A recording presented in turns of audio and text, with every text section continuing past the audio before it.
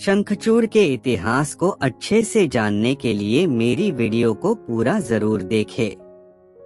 शंखचूड़ पूर्व जन्म में श्री कृष्ण के सखाओं में एक प्रधान गोप बालक थे। श्री दामा की किसी बात पर क्रोधित होकर श्री राधा ने उसे शाप दे दिया कि तुम असुर योनि को प्राप्त हो जाओ और गोलोक से बाहर चले जाओ। इसके बाद श्री दामा दूसरा जन्म लेते हैं और यह बात दैत्यराज दंभासुर के समय की है। उन्हें दंभा नाम से भी जानते हैं। जब दैत्यराज दंभ ने संतान प्राप्ति के लिए भगवान विष्णु की आराधना व बहुत कठोर तपस्या की थी। इनकी इस कठोर तपस्या को देखकर भगवान विष्णु बहुत प्रसन्न हुए और भगवान विष्णु ने दैत्यराज दंभ से वरदान मांगने को कहा।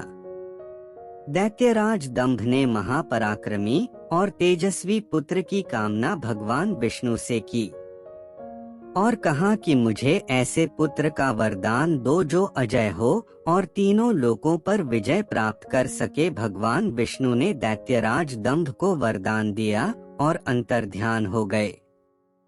इसके बाद समुद्र मंथन के बाद उन्हें एक तेजस्वी बालक की प्राप्ति हुई जिसका नाम शंखचूड़ रखा गया और यही शंखचूड़ बाद में जालंधर भी कहलाया। जालंधर का पालन पोषण दंभ ने अपने पुत्र के समान किया था। आओ अब जानते हैं शंखचूड़ ने किसकी तपस्या की और किससे विवाह किया।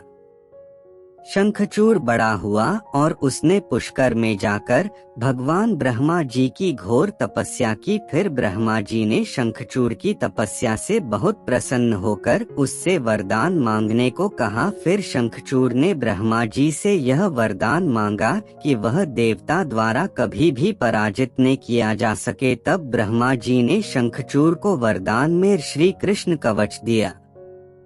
कुछ समय बाद असुरों के गुरु शुक्राचार्य के कहने पर शंखचूड़ ने कालनेमी की पुत्री वृंदा से विवाह किया। वृंदा की भगवान विष्णु के प्रति भक्ति के साथ वृंदा एक पतिव्रता स्त्री थी जिसके कारण उसका पति शंखचूड़ और भी शक्तिशाली हो गया। आओ अब जानते हैं शंखचूड़ को जब अपने पर अभिमान हुआ।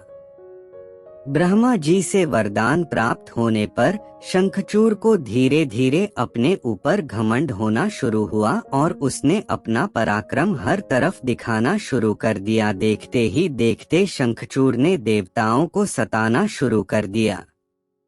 इसके चलते शंखचूड़ ने तीनों लोगों पर अपना आधिपत्य स्थापित कर दिया और देवताओं को हराकर स्वर्ग लोक से भगा दिया। इसके बाद देवता भगवान शिव के पास सहायता के लिए जाते हैं, परंतु ब्रह्मा जी के श्री कृष्ण कवच वरदान और उसकी पत्नी वृंदा का सतीत्व नष्ट न होने के कारण भगवान शिव भी शंखचूड़ का वध करने में असमर्थ थे। इसमें भगवान विष्णु सहायता करते हुए शंखचूड़ के रूप में वृंदा का सतीत्व नष्ट किया। इसके बाद भगवान शिव और शंखचूड़ के बीच बहुत भयंकर युद्ध होता है और यह युद्ध बहुत लंबे समय तक चलता है, जिसके अंत में भगवान शिव ने अपने त्रिशूल से असुर शंखचूड़ को भस्म कर दिया।